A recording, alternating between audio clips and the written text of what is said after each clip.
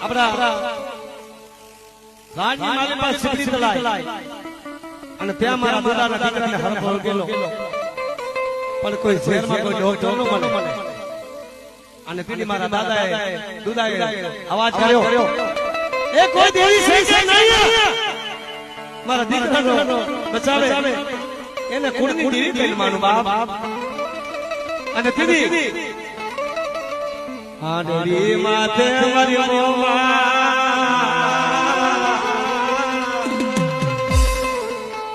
કાનો કાનો હામડી જઈએ મારા દીદારો